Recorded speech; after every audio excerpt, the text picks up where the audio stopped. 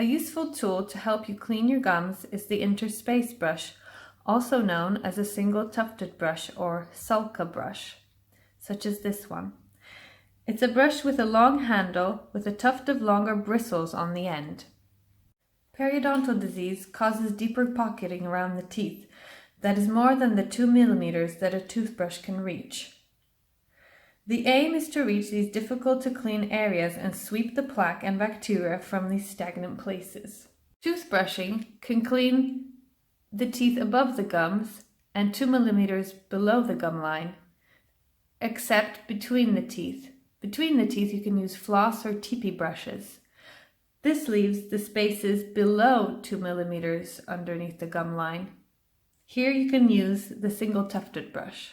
The single tufted brush can be used to clean these deeper pockets because it has longer bristles. It can also be used to clean around wisdom teeth that are partially covered by gum and in awkward positions.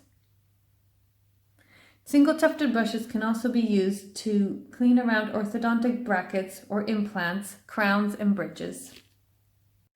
To use the single tufted brush, you press the brush against the tooth at about 45 degrees and gently insert it under the gum and walk it along the base of the pocket to the other side.